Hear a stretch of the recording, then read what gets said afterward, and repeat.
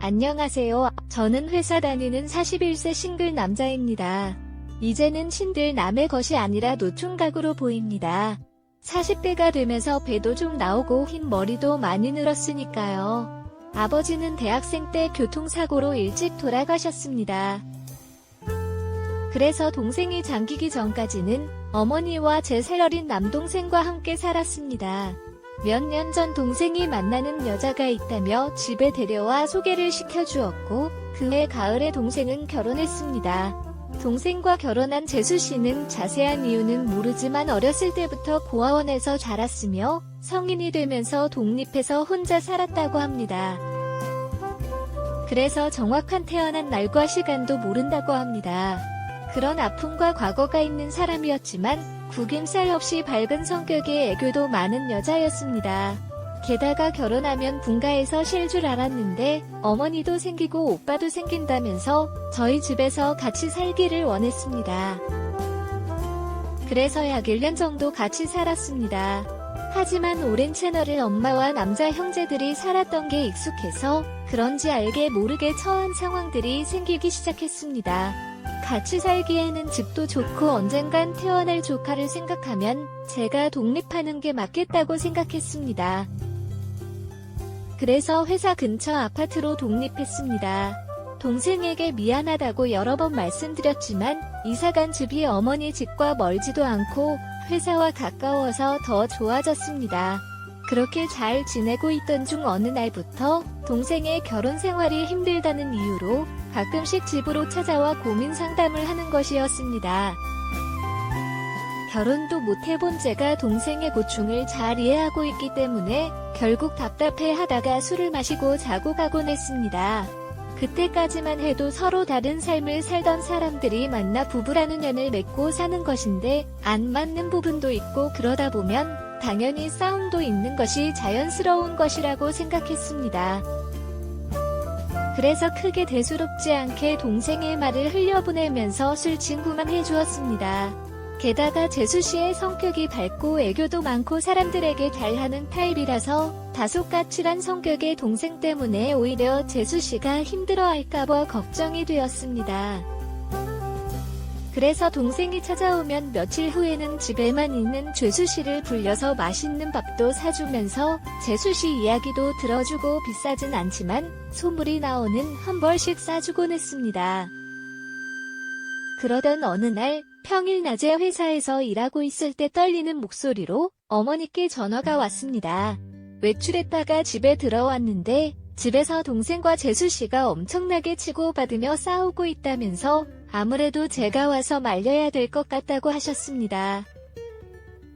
근무 시간이라 신경 쓰지 말고 제 집으로 가서 쉬고 계시다 걸만도 했지만 어머니의 목소리가 너무 신경 쓰였고 결국 반차를 내고 어머니 집으로 갔습니다. 집안은 난장판이 되어 있었고 어머니는 정신이 반쯤 나가 있는 상태로 거실 소파에 앉아 계셨습니다. 제가 동생을 힘으로 제압하면서 일단 싸움은 진정이 되었고 왜 싸우게 되었는지 이야기를 듣게 되었습니다. 동생이 이야기를 하려고 하자 재수씨를 말하지 말라면서 집을 뛰쳐나갔고 동생은 신경 쓰지 말라서 싸운 이유를 말하기 시작했습니다. 재수씨가 임신을 했다는 것이었습니다. 그런데 왜 싸우냐고 했더니 동생이 자기는 무정자층이라며 절대 자기 자식이 아니라는 것이었습니다. 그래서 동생이 재주씨를 추구했던 두 다른 남자의 씨앗인 것을 인정했다면서 용서해줄 테니 지우라고 하니까 절대 못 치운다면 꼭 나을 거라고 했다는 것이었습니다. 어머니는 그 자리에 주저앉으셨고 저도 할 바를 잃었습니다. 이렇게 이야기했더니 그것도 싫다면서 애를 낳아서 같이 잘 키우자고 한다는 것이었습니다.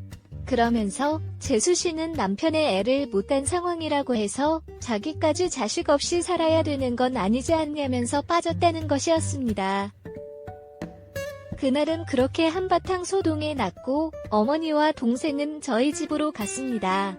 그리고 저만 남아서 기다리다가 다시 집에 돌아온 재수씨와 이런저런 이야기를 나누었습니다.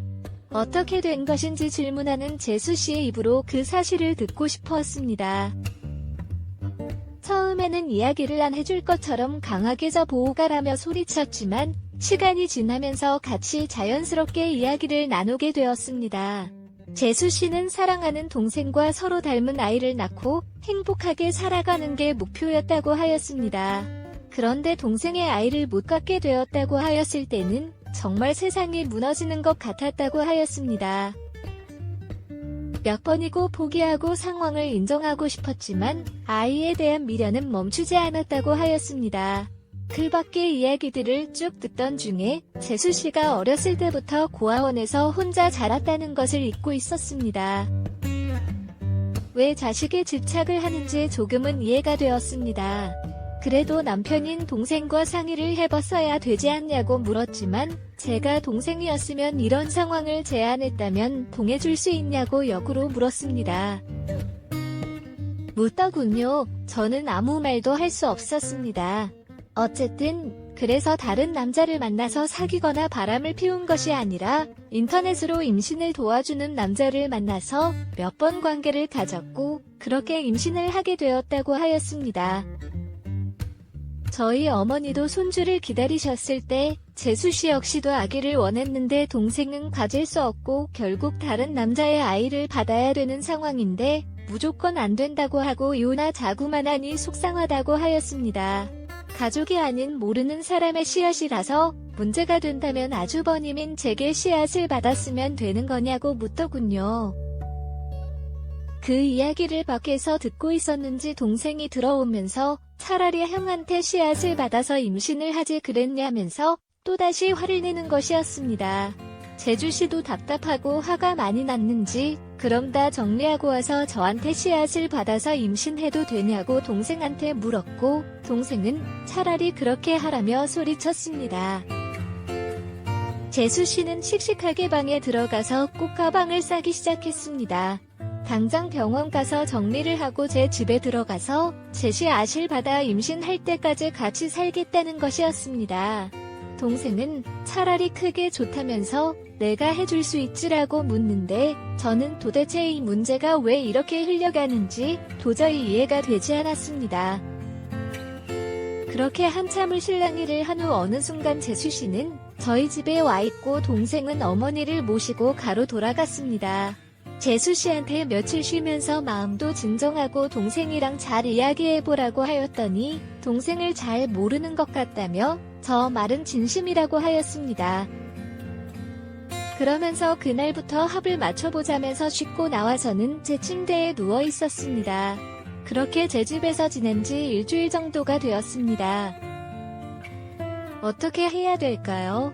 동생과 재수씨에게 몇 번이고 잘 이야기해보라고 하여도 진심이라면서 해달라고 하는데 남감합니다. 오늘의 사연은 여기까지입니다. 구독과 좋아요, 알림 설정 부탁드립니다. 긴 글을 읽어주셔서 감사합니다. 끝까지 좋아요 꼭 놔주세요.